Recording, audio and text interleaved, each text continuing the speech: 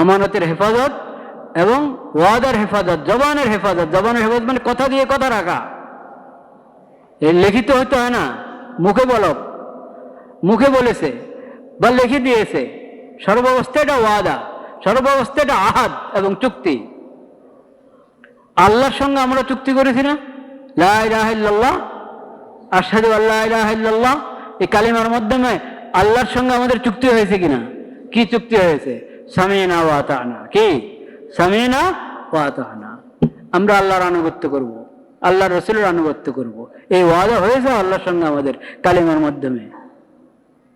এই কালিমা এটা শুধু দিলের বিশ্বাসের নাম না, দিলের বিশ্বাসের সঙ্গে এটা জবানের ওয়াদা, আমলের ওয়াদা, আমলের ওয়াদা। কালিমার মাধ্যমে আল্লাহর সঙ্গে যে ওয়াদা আমাদের হয়েছে, সেই ওয়াদা রক্ষা করার আল্লাহ তাআলা আমাদেরকে তৌফিক দান করেন। অনেক কথা মানুষ বলে ফেলে, অনেক কথা এমনি বলে ফেলে, মনে করে তো কোনো ওয়াদা হয় না, এটাকে কেউ ওয়াদা মনে করবে না। মানুষ কি মনে করবে না করবে? মানুষ তো এখন দেখে যে ওয়াদা করে করে মানুষ এটা রক্ষা করে না, সেজন্য অভ্যস্ত হয়ে গেছে এইগুলো মুখের কথা। কিন্তু আল্লাহ রাব্বুল আলামিন সব কথা, কে কি বলল, আল্লাহ সব জানেন, সব জানেন। সব হিসাব কিতাবে লেখা হচ্ছে, আমল নামা লেখা হচ্ছে সব। এগুলোর জবাব দিতে হবে আল্লাহর কাছে। মানুষ জবাব চাইলো কি চাইলো না, জবাব নিতে পারলো কি পারলো না, ওটা বিষয় না। আখিরাতে জবাব দিতে হবে সব কিছুর। একটা ছোট্ট ঘটনা থেকে আমরা বুঝতে পারি যে ওয়াদা কাকে বলে।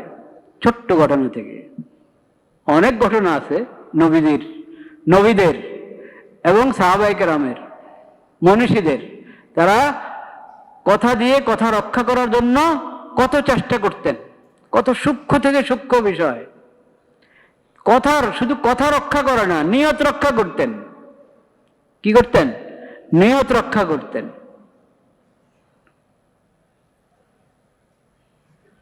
সে লম্বা বিষয়, আজকে শুধু ছোট্ট ঘটনাটা বলি। এক মহিলা তার বাচ্চাটা একটু দূরে চলে গেছে, মা নিজের কাছে আনতে চাচ্ছে বাচ্চাকে। তো বাচ্চারা ডাকলে তো অনেক সময় আসতে চায় না, ডাকছে বাচ্চাকে, আসছে না। বলছে তুমি আসো, আসলে তোমাকে কিছু দিব, কিছু দিব। নবী করিম সাল্লাল্লাহু আলাইহি ওয়াসাল্লাম বিষয়টা শুনেছেন, মহিলাদের এইভাবে ডাকছে বাচ্চাকে। বলছেন সে আসলে তুমি কি দিতে তাকে? তখন সে বলেছে যে আমার হাতে কি কোনো একটা খেজুর বা কোনো কিছু আছে, বলছে আমি এটা দিব তাকে আসলে। দেখো, যদি তুমি কোনো কিছু দেওয়ার নিয়ত নাই, এমনি টাকা আনার জন্য যদি এটা বলে থাকতে যে আসো কিছু দিব, এমনি শুধু আনার জন্য, আসলে কিছু দেওয়ার নিয়ত নাই, এভাবে যদি তুমি বলে থাকতে, এটা তোমার আমল নামে মিথ্যা লেখা হতো। কি লেখা হতো? মিথ্যা। নির্বাচনের সময়, এখন নির্বাচনী ওয়াদার শেষ আছে? মানুষ বুঝে যে এগুলো নির্বাচনী ওয়াদা, আমরা এগুলোর অপেক্ষা না থাকি। এই কতটুকু পালন হবে না হবে আল্লাহ জানেন। মানুষ তো অভ্যস্ত হয়ে গেছে। কিন্তু এটা ভাববেন না যে মানুষ অভ্যস্ত হয়ে গেছে বুঝে এটা নির্বাচনী ওয়াদা, এটা তেমন গুরুত্ব নাই, হলেও হতে পারে না হলেও হতে পারে, কিছু হবে অনেক কিছু হবে। এটা মানুষের ভাবনার সাথে সম্পর্ক না, ওয়াদা আল্লাহর দরবারে, এটা ওয়াদা। এই নির্বাচনের সময় ওয়াদা করতে খেয়াল রেখে ওয়াদা করতে হয়। সব কিছুর জন্য আখিরাতে ধরা পড়বেন, দুনিয়াতে ধরা পড়েন না পড়েন, আখিরাতে ধরা পড়বেন।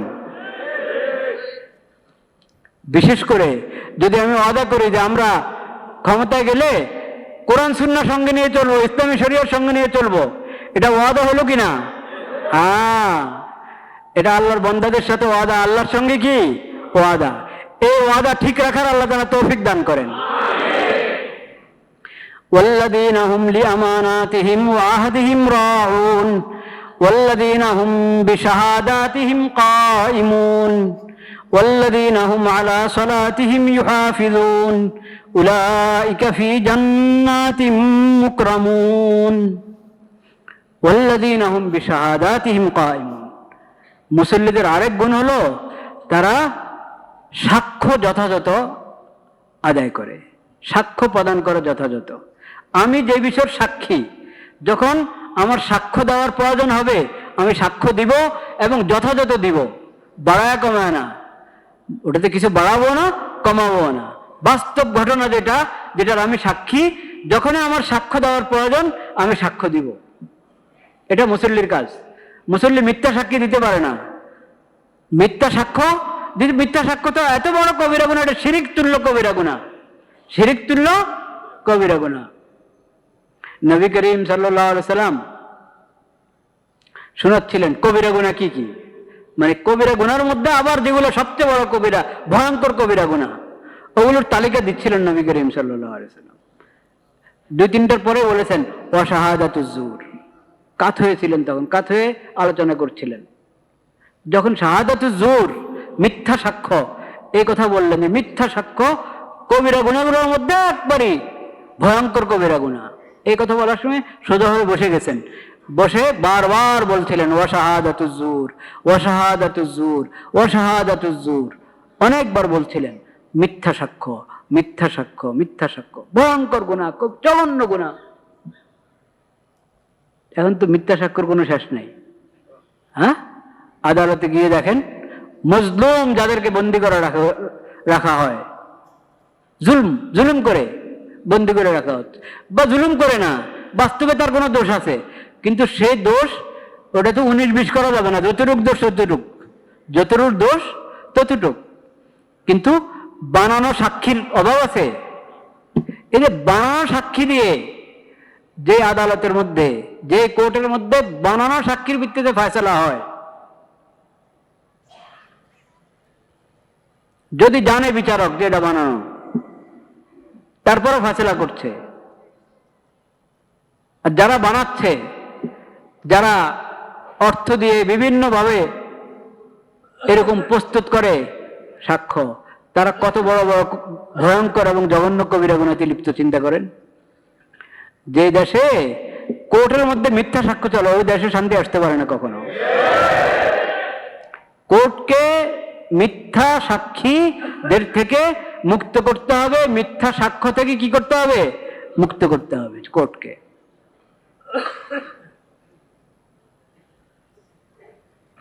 ওয়াল্লাযীনা হুম বিশাহাদাতিহিম কায়েমুন। মুসল্লি হবে এমন যে কখনো মিথ্যা সাক্ষ্য দেয় না, এবং সাক্ষ্য দেওয়ার প্রয়োজন হলে তার কাছে যে সাক্ষ্য বাস্তবে যে জিনিসের সে সাক্ষী, ওটা সাক্ষ্য দেওয়ার প্রয়োজন, কিন্তু ভয়ে সাক্ষ্য দিবে না। না, কেন ভয় করবা? দাও। হায়াত মত কার হাতে? আল্লাহর হাতে। তোমার সাক্ষ্য দেওয়ার প্রয়োজন যেহেতু হয়েছে, তুমি সাক্ষ্য প্রদান করো এবং যথাযথ সাক্ষ্য প্রদান করো।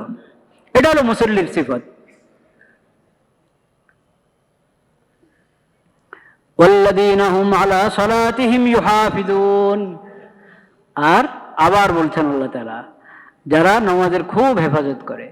আগে বলেছেন যারা মুসল্লি কেমন হবে? নিয়মিত মুসল্লি।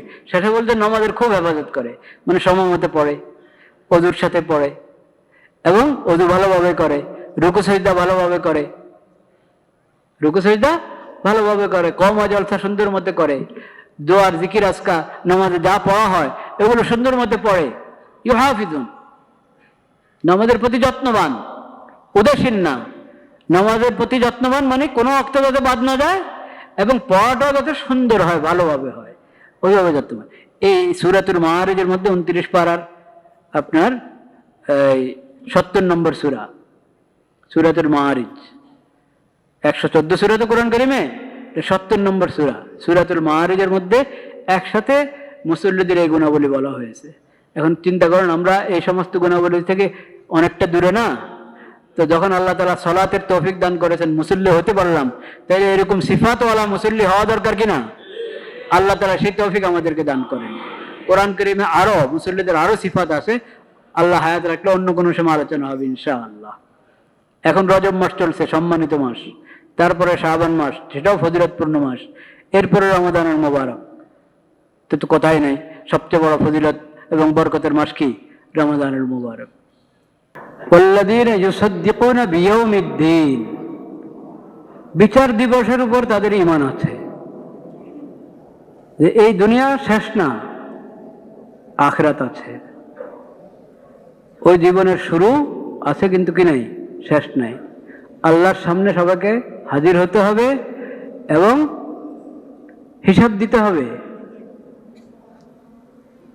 আমলনামা হাতে আসবে, কার ডান হাতে আসে না কার বাম হাতে আসে আল্লাহ জানেন।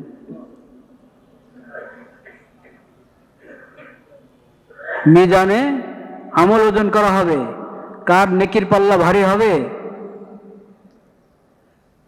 আর কার গুনার পাল্লা ভারী হবে সেটা আল্লাহ জানেন।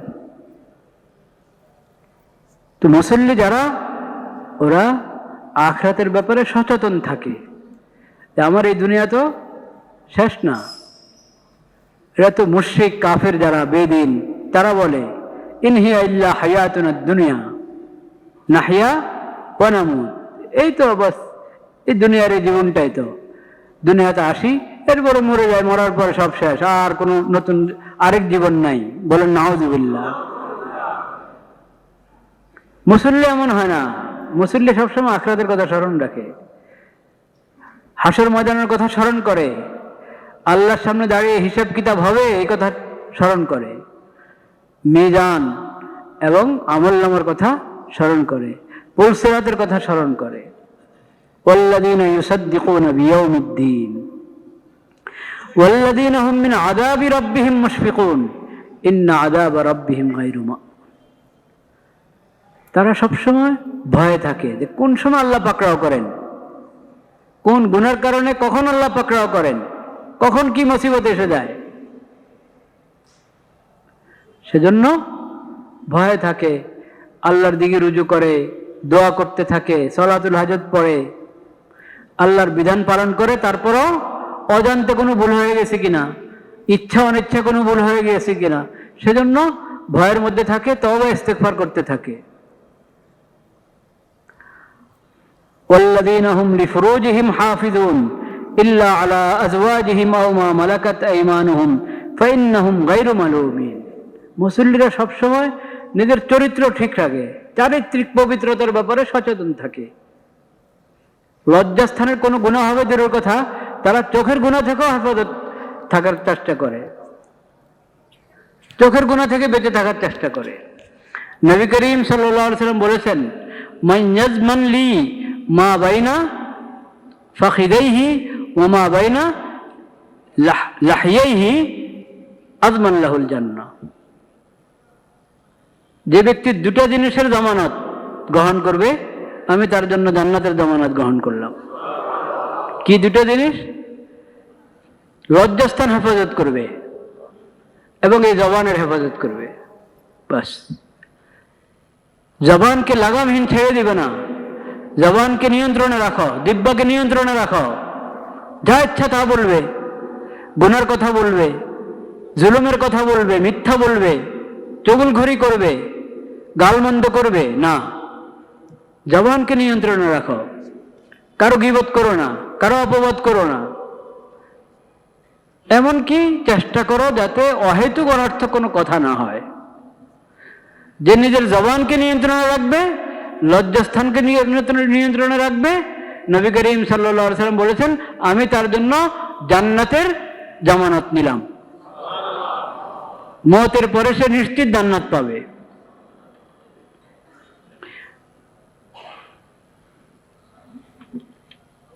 ওয়াল্লাযীনা হুম লিআমানাতিহিম ওয়া আহদিহিম রাউন।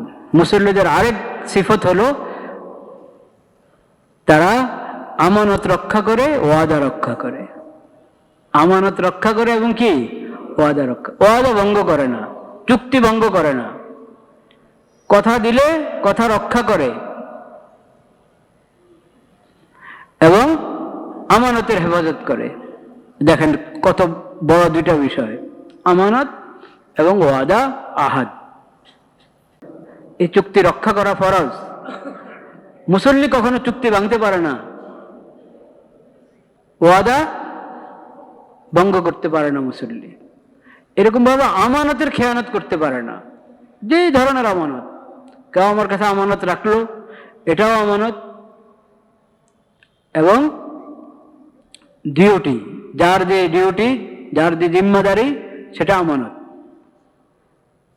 যার যে হক আমার উপরে আছে, প্রতিটা হক আমানত, ডিউটির প্রতিটা মুহূর্ত আমানত, প্রতিটা অংশ আমানত।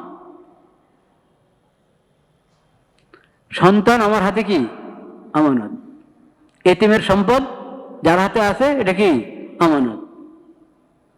বাপ ইন্তেকাল করে গেছে, যা কিছু রেখে গেছে বড় ভাই বা ভাইদের মধ্যে যে জিম্মাদার তার হাতে আমানত, সবার অংশ ভাগ করে দাও, নগদ নগদ। জানাজা পড়ে এসেছো, দাফন করে এসেছো, প্রথম কাজ হলো এখন মিরাজ কি করা, বন্টন করা। কোনো অজুহাত দাঁড় করাবে না মিরাজ বন্টন করার ক্ষেত্রে, এটা আমানত। এখানে যদি বিলম্ব করো মিরাজ বন্টন করার ক্ষেত্রে, তাহলে তুমি গুনাহগার হবে। হক দেরিতে পৌঁছানো না, আমাদের ইচ্ছা আছে বন্টন করবো, একবারই শরীয়ত সম্মত পদ্ধতিতে বন্টন করবো, করবা তো নিয়ত আছে, যখন এই নিয়তে দেরি করো না। এখনো মা আছে, অমুক ভাই বিদেশে, কত ওজন দাঁড় করায়, এগুলো কোনো ওজন না, এগুলো কিচ্ছুই শরীয়ত সমর্থিত ওজন না।